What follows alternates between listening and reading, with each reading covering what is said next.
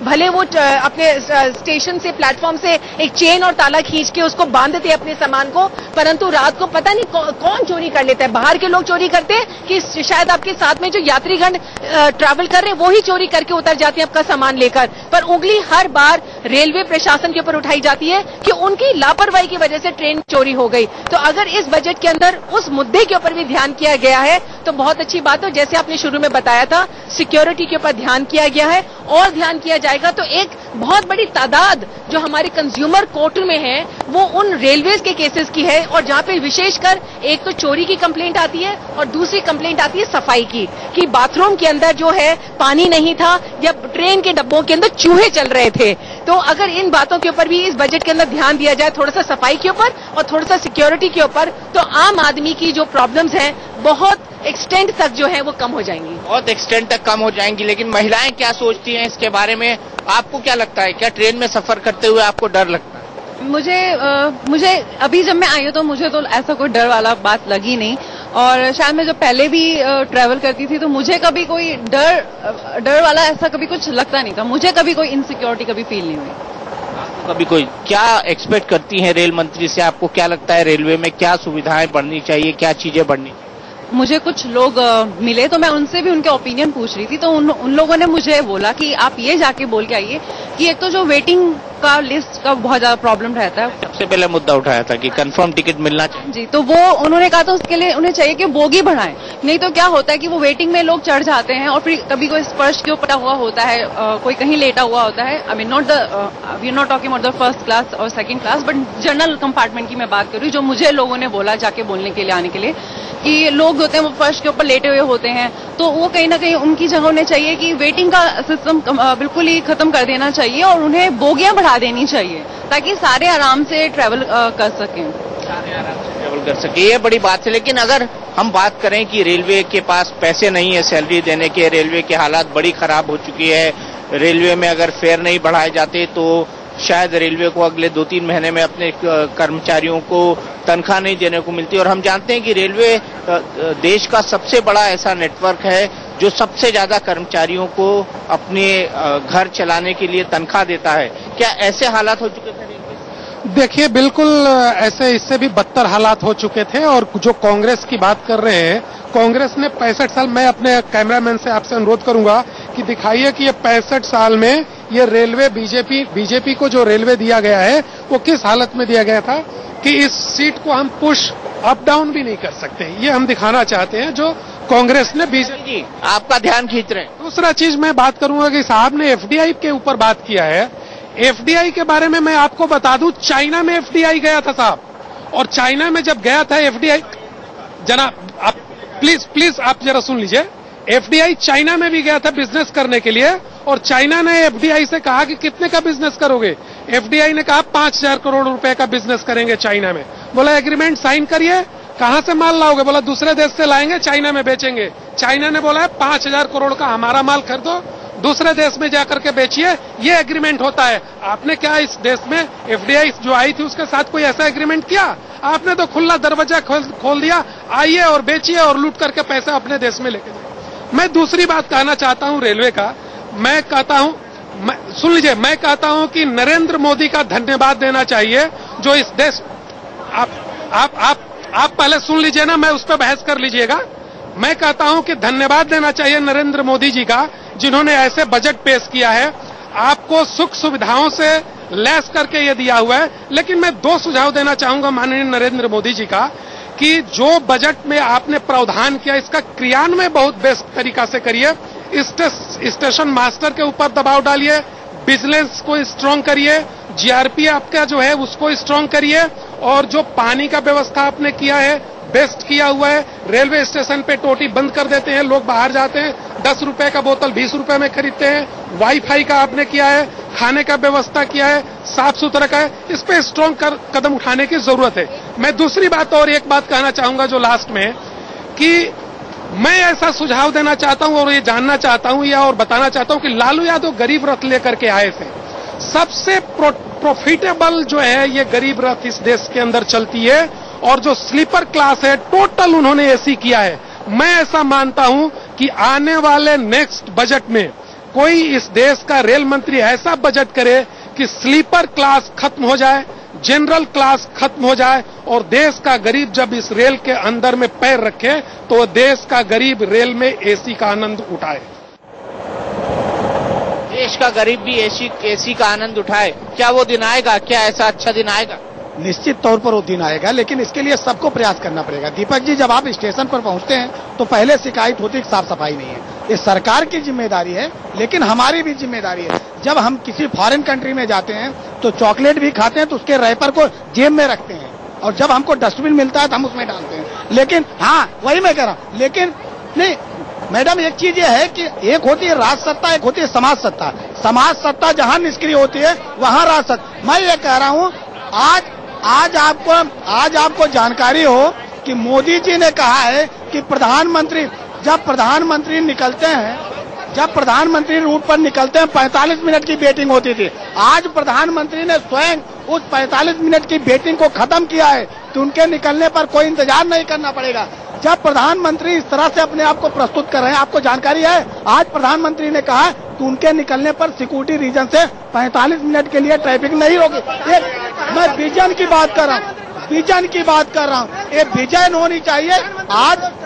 आज देश में किसी चीज की कमी नहीं है, पैसे की कमी नहीं है, संसाधन की कमी नहीं है। अगर कमी है तो इच्छा शक्ति की कमी है, इच्छा शक्ति की कमी है। और वो इच्छा शक्ति की कमी 60 सालों में कांग्रेस ने आपने देखा है।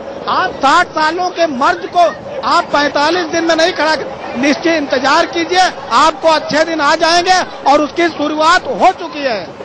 दीपांकर जी, एक मिनट भाई, एक मिनट सुन लेते जी दीपांकर। उत्तेजना कभी विचार नहीं होती और भाषा चित्त की खेती होती है, तो इतने उत्तेजित मत होइए भाई।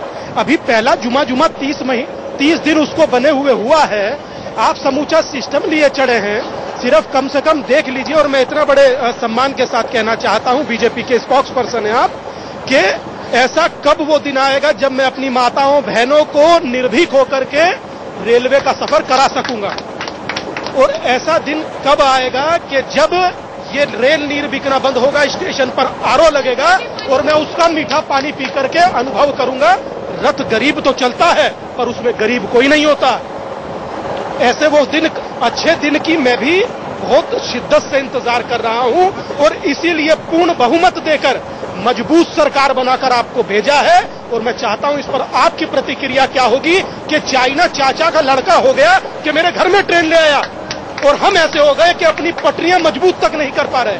आखिरकार हम 21वीं सदी में जी रहे हैं और बात चांद पर जाने की करते हैं, और हमें लगता है कि ये 60 साल की तरह एक बार फिर से झुंझुना तो नहीं है। इस पर मुझे तफसील से आप बताएं। निश्चित दीपांकर जी जो ने कहा कि देखिए, आज लोगों को विश्वास नहीं हो रहा है। जो आप 60 साल में 65 साल में ठगे गए हैं, आपको 45 दिन में विश्वास ही नहीं हो रहा है। कैसा हो सकता है? आप अपना जरा एंगल ऑफ विजन आप बदलिए, आप किस दृष्टिकोण पर हैं, आप अपना चश्मा जरा बदलिए, आपको विश्वास ही नहीं हो रहा है। मोदी नाम है विश्वास का, मोदी जी ने किया। अभी आप चर्चा कर रहे थे, हम सुन रहे थे पीछे साथी, कि आप अमरनाथ पे कैसे रेलवे ट्रैक ले जाएंगे, अभी चर्चा कर रहे थे। प्राकृतिक आपदा कहीं आती है, गुजरात में भी आई थी, मोदी जी ने करके दिखाया है, और उस आशा और विश्वास का नाम है मोदी जी। तो आप बात कर रहे हैं, और रेल नेर की शुरुआत, वो आरओ सिस्टम की शुरुआत हो चुकी है, और मोदी जी कहने में विश्वास नहीं करते हैं, वो करके दिखाते हैं, और उन्होंने करके दिखाया है, और देश की जनता ने उस पर विश्वास व्यक्त किया है। आप 6 महीने तो धैर्य रखिए, आपको 45 दिन आप जी, निश्चित तौर पर आपने 65 साल दिया उनको, आप 6 महीना दीजिए। चलिए मैं पीछे जाता हूँ, उसके बाद उस तरफ जाऊंगा। बताइए। हमें दोनों सरकार से कोई मतलब नहीं है, हम आम जनता है, हमें जो हम पैसा देते हैं हमें फैसिलिटी मिलना चाहिए ना, सब चीजें, चाहे वो साफ सफाई हो, खाना हो। अभी मैं मार्च में गई थी, मैंने सेकंड एसी पे किया है, खाना भी नहीं, और जो थाली का जूठन है वो पलट के दिया गया, हमने खुद पकड़ा है ट्रेन में। मतलब ये क्या है कुछ, मतलब अभी तो सिर्फ बनाए हैं ना रूल, अभी आएगा तब पता चलेगा।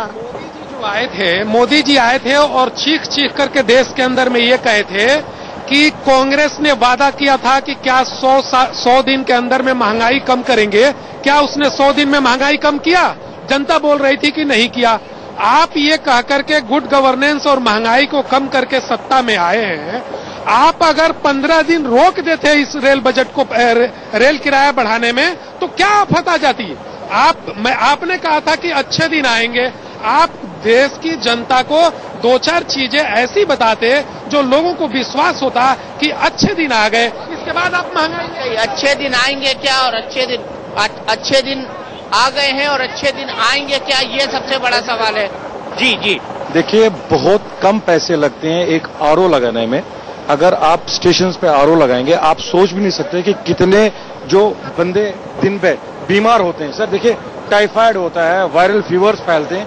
और आप ये देखिए, स्ट्रीट फूड जो लोकल खाना ट्रेन में मिलता है, उसकी वजह से कितने लोग बीमार हो जाते हैं। हमको इसको ठीक करना पड़ेगा, बहुत जरूरी है, क्योंकि आप सोच भी नहीं सकते हजारों लोग दिन में बीमार होते हैं, क्योंकि लाखों की लोग खाना खाते हैं, इसका कोई स्टैंडर्ड नहीं है, कोई वहां पर क्वालिटी कंट्रोल नहीं है, पानी बिल्कुल गंदा मिलता है, जो बोटल्ड पानी है ये भी डुप्लीकेट पानी मिलता है। तो इसको कंट्रोल करना पड़ेगा, हमको इसको एक सिस्टमाइज करना पड़ेगा।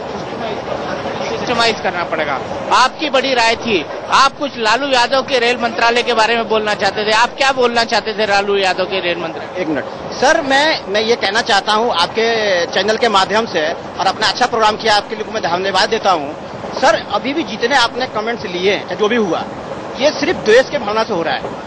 कोई भी ऐसा मुद्दा नहीं उठाया जो आम आदमी के लिए होना चाहिए। आम आदमी कौन है? जो स्लीपर क्लास में जाता है वो आम आदमी है, चाहे जनरल में जाता है। स्लीपर में हमने सफर किया है, उसका हमारे पास कई रिकॉर्डिंग भी है हमारे फोन में, जो भोजन की व्यवस्था में है, सफाई का भी है और भ्रष्टाचार का भी है। क्लिपिंग मेरे पास है, और फिलहाल ये 1 महीने के अंदर का है। लेकिन हर बात यही कहा जा रहा है, हर सरकार कह रही है कि रेलवे घाटा जा रहा है। एक लालू जी आए थे, उन्होंने कहा था कि रेलवे को हमने कई हजार का उन्होंने बेनिफिट दिखाया था, कागजी बेनिफिट दिखाया था। सरकार थी यूपीए की। जस्ट 5 साल बाद उन्हीं की यूपीए की सरकार की दूसरी मंत्री बनी हमारी ममता बनर्जी जी। आते हैं, उन्होंने सेकंड भी नहीं लगाया और कहा कि लालू जी ने जो बोला है वो सरासर झूठ बोला है। इस पे यूपीए गवर्नमेंट की जो हमारे प्रधानमंत्री मनमोहन सिंह थे, उनका कोई स्टेटमेंट नहीं आया कि उन्होंने अच्छा कहा या गलत कहा, विरोध किया, क्योंकि उनको झेलना था, झेले उन्होंने। ठीक है, आज भी जो हमारी एनडीए की सरकार है कह रही है कि रेलवे घाटा में नहीं आया, कि उन्होंने अच्छा कहा या गलत कहा, विरोध किया, क्योंकि उनको झेलना था, झेले उन्होंने। ठीक है, आज भी जो हमारी एनडीए की सरकार है कह रही है कि रेलवे घाटा में जा रही है। मैं मानता हूं घाटा में जा रही है, उनका अपना बैंक बैलेंस उन्होंने देखा होगा, लेकिन मुझे जहां तक लगता है कि रेलवे घाटा में नहीं होगी, वहां पे जो है वहां पे भ्रष्टाचार, चोरी, और सबसे बड़ा भ्रष्टाचार है उसका तरीका क्या है जो मैं बता रहा हूं। हमारा कहने का मतलब है कि कोई भी आदमी एक प्राइवेट गाड़ी खरीदता है और वो गाड़ी चलाता है, उसमें उसकी पूरी सवारी हो जाती है, तो अगला साल वो दूसरा गाड़ी ले लेता है, क्योंकि उसको फायदा होता है। हमारे ट्रेन में जो हमारा जीवन का लाइफ है, जिसे सारी मतलब सस्ता है और कहीं भी आदमी जा सकता है, उसमें क्या सबसे बड़ी बात है, एक बोगी में 72 सीट होते हैं। अगर 72 सीट से अगर खाली जा रही है तो रेलवे को नुकसान हो रहा है उस व्यवस्था में। अगर उस जगह पे हमने देखा है वेटिंग लिस्ट इतनी होती है, जिससे वो पहुंच के एक बोगी में करीब 250-200 के बीच में हो जाता है। एक बोगी की कॉस्ट पड़ती है अमूमन, मान लीजिए एक सीट का कॉस्ट है 500 रुपया, 72 सीट का हो जाता है 35-36 हजार रुपया। लेकिन जब 200-250 पब्लिक उसमें जाती है तो उसका कॉस्ट कम से कम 1 लाख के आसपास पहुंच जाती है। इतना पब्लिक दे रही है, फिर भी उसको घाटा दिखाया जा रहा है। हमें ये लगता है कि जो रेलवे ने जो रिजर्वेशन काउंटर से जो टिकट इशू करते हैं, हो सकता है कि वो टिकट ही डुप्लीकेट हो, जो सरकार के अकाउंट में न जा रहा हो, वो बाहर ही खत्म हो रहा है। इस पे मोदी जी इंक्वायरी करें, इस पे चेक करें कि ऐसा क्यों हो रहा है। मीनाक्षी दिखाइए इस कोच का हाल क्या है। चलिए दीपक, आई थिंक एलिगेशंस बहुत लग गए हैं और हमने रेल बजट भी बहुत डिस्कस कर लिया। अब देखते हैं एक्चुअली कि पूरा जो डब्बा है उसमें हमें क्या क्या कमियां नजर आती हैं। तो दरवाजा हम देख सकते हैं, और ये पूरा दरवाजा खुल भी नहीं रहा, खुल रहा है लेकिन कहाँ से खुल रहा है? और यहाँ पर लिखा है कृपया कोच को स्वच्छ रखने में सहयोग करें। अच्छी बात लिखी हुई है, लेकिन मीनाक्षी इसके साथ साथ ये शीशा जो है क्रैक्स आए हुए हैं। बिल्कुल शीशों में क्रैक्स हैं। और अगर इनके पॉकेट्स देखें हम, अंकुर पॉकेट्स दिखाइए, ये पूरी तरह से फटे हुए हैं, इनका कोई मेंटेनेंस नहीं है, बिल्कुल नो मेंटेनेंस। और इनकी हालत भी खस्ता है, जिस पे आप बैठ के खाना खाते हैं, बेहद गंदगी। मीनाक्षी, इस पे खाना खा सकती हैं आप? मुश्किल लगता है, खाया तो जा सकता है लेकिन थोड़ा बैलगाड़ी की तरह मतलब थोड़ा हिलते डुलते खाना पड़ेगा। हिलते डुलते खाना खाना पड़ेगा। आइए यहाँ पर देखते हैं कि बाकी अब हम अगर वुमेन की सिक्योरिटी की बात कर रहे हैं, यहाँ पर कहीं भी कोई नंबर नहीं लिखा हुआ है कि अगर कोई भी वुमन अगर डेंजर में फील कर रही है या इनसिक्योर फील कर रही है तो कोई नंबर नहीं है यहाँ पर कि शी कैन कॉल। तो आई थिंक ये एक बहुत बड़ा पॉइंट है, क्योंकि हम शायद सारे सबसे पहले वुमेन सिक्योरिटी को लेके ज्यादा बात कर रहे हैं। अंकुर यहाँ पर देखिए, मैं खाना नहीं खा पाई हूँ क्योंकि जैसे ही मैंने इसको देखा तो मेरा दिल मचल गया, मैं नहीं खा पाई हूँ खाना। ये आप देखिए, ये डर्टीनेस देखिए आप कितनी ज्यादा, कितनी गंदगी है। क्या इस गंदगी पे आप खाना खा सकेंगे? बहुत ये भी एक बड़ी समस्या है। लेकिन आइए कांग्रेस और बीजेपी दोनों से पूछते हैं। सबसे पहले राजू भाई ने अपना ब्रेकफास्ट शायद कर लिया है। राजू भाई, आपकी तो अच्छी डेक लगी हुई है यहाँ पर जिसपे आपने ब्रेकफास्ट किया है, लेकिन पीछे जो है वो गंदगी बहुत बुरी थी। क्या रेलवे को इस हालत में दिया है अपने बीजेपी को? देखिए, जो अभी दिनेश जी ने एक बात कही थी कि कुछ सामाजिक सरोकार भी होते हैं, कुछ सामाजिक जिम्मेदारियां भी होती हैं हम लोगों की। निश्चित रूप से प्रत्येक भारतीय का दायित्व बनता है कि उन जिम्मेदारियों का निर्वहन करे। मैंने पहले भी कहा, अब फिर कह रहा हूं कि मीलों हम आ गए, मीलों हमें जाना है, अभी बहुत काम करना। मीलों जाएंगे हम, ये सुनते रहे। हमने सुना है जवाहरलाल नेहरू से, woods are lonely, dark and deep, but I had promises to keep, miles to go before I sleep, miles to go before I sleep. ठीक कह रहे हैं आप। निश्चित रूप से प्रत्येक व्यक्ति का दायित्व होता है कि उसको माइल्स दौड़ना पड़ता है, जाना पड़ता है। लेकिन मैं एक बात कहना चाहूंगा दीपक जी, मैं बार बार कहता हूं, हम लोग अभी शैशव काल में है कायदे में। पहले भी मैंने आपसे कहा, आप 60 साल में शैशव काल में, क्या हम शैशव काल में हैं? नहीं, निश्चित रूप। देखिए दीपक जी, ये कोई नहीं कह सकता कि 66 साल 67 साल में देश में कुछ हुआ नहीं। क्या शैशव काल ये शब्द? बहुत कुछ हुआ है, लेकिन जितना होना चाहिए था या जितना हो सकता था वो नहीं हुआ। जो हमारे संसाधनों में संभव था वो भी हमने नहीं किया। शिकायत लोगों की ये है, यहाँ आप लोगों ने आपने इतने लोगों से बात की, किसी ने नहीं कहा कि किराया मत बढ़ाइए। सब लोग कह रहे हैं किराया बढ़ाइए, लेकिन हमको सुविधा भी बढ़ाइए।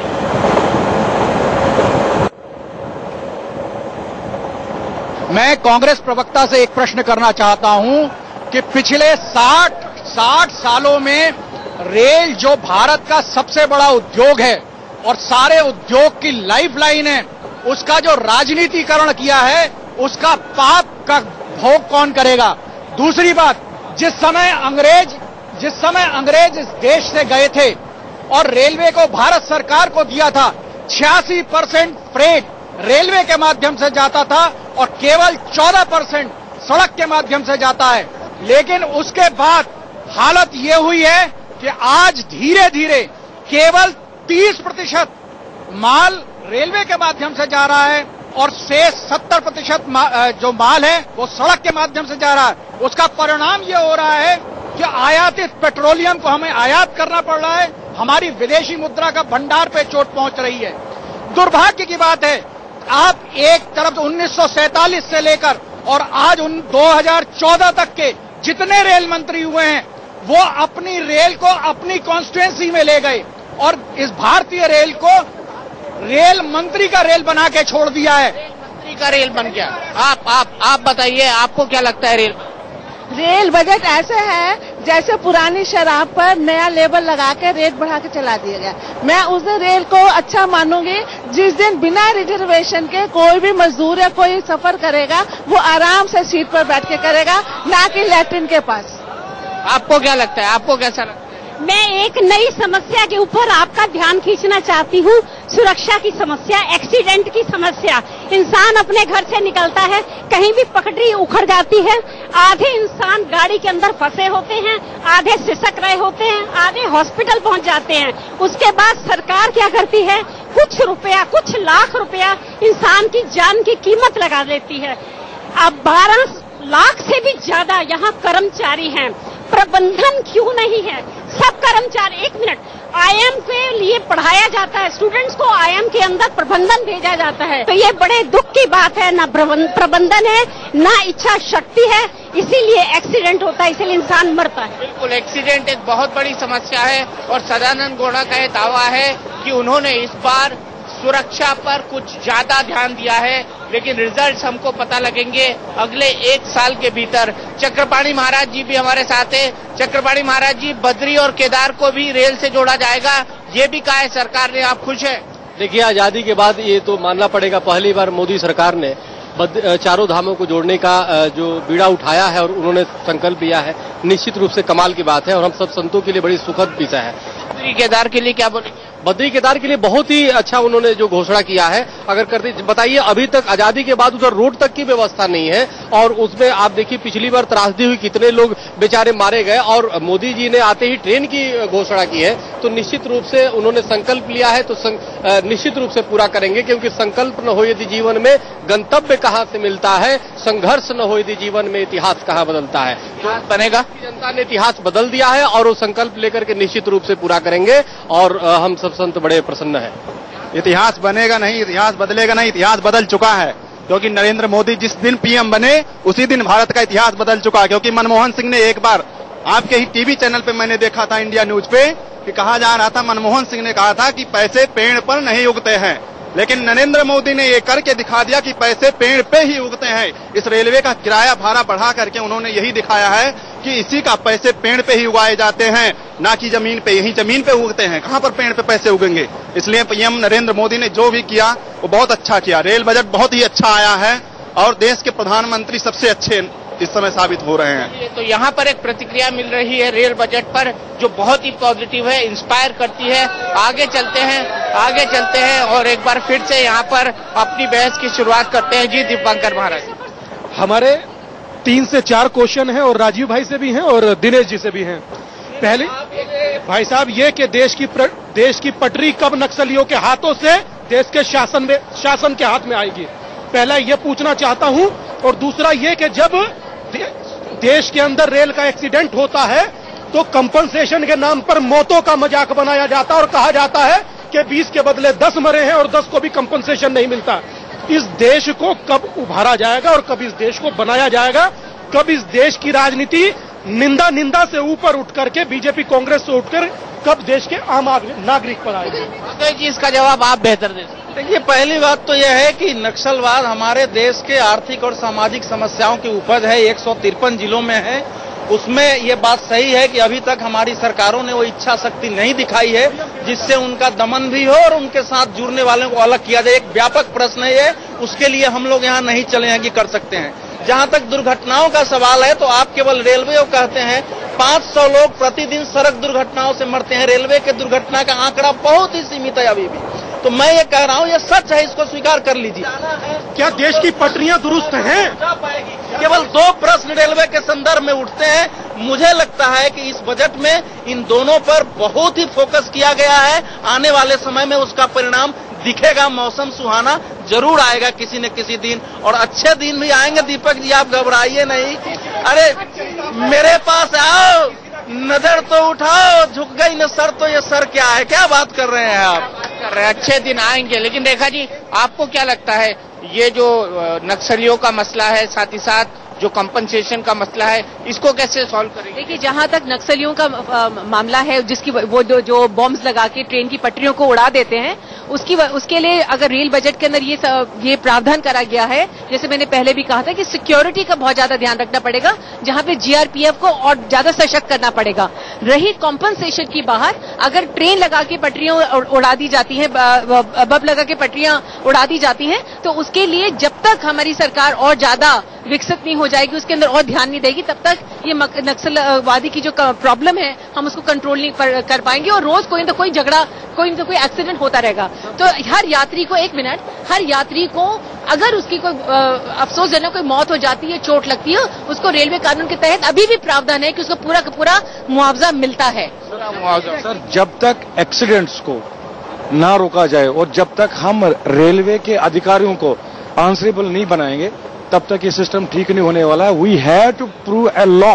हमको एक ऐसा लॉ बनाना चाहिए जहां पर अगर कोई अधिकारी पाया गया कि उसकी गलती है, उसको कड़ी से कड़ी सजा दी जाए। क्योंकि आप ये अंडरस्टैंड करिए, हमारे देश में बहुत ज्यादा एक्सीडेंट्स होते हैं जो ह्यूमन एरर की वजह से। हमारे पास ऐसे एम्बुलेंसेज होने चाहिए, अगर मान के चले कोई दुर्घटना हो जाती है तो रेलवे के पास एयर एम्बुलेंसेज होने चाहिए जो तुरंत से तुरंत पेशेंट्स को वहां से इवैक्यूएट करे, उनको बचाए।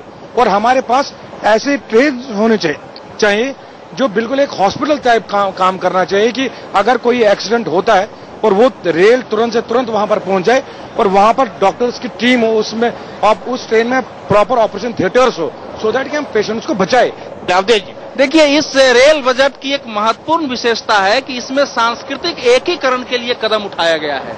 जिस सांस्कृतिक पुनर्जागरण की हम बात कर रहे हैं, पहली बार हुआ है। वैसे तो तीर्थ यात्रा स्पेशल निकलते थे कि भारत के सभी प्रमुख तीर्थों को एक आध्यात्मिक भाव वाले रेल से जोड़ने की कोशिश की गई है कि तीर्थ यात्रा में लोग जाएं, उनको सारी सुविधाएं मिले और उस ढंग से एक सांस्कृतिक पुनर्जागरण की नींव भी पड़ सकती है। ये एक बेहतर स्थिति है। लेकिन मैं दूसरी बात कह रहा हूं दीपक जी, जो संख्या बढ़ रही है लोगों की ट्रेन में जाने का, उसका निदान कोई व्यवस्था नहीं कर सकती। एक ही निदान है कि लोगों की जरूरतें उनके स्थान में पूरी हो ताकि ज्यादा से ज्यादा लोगों को यात्राओं की कम से कम जरूरत पड़े।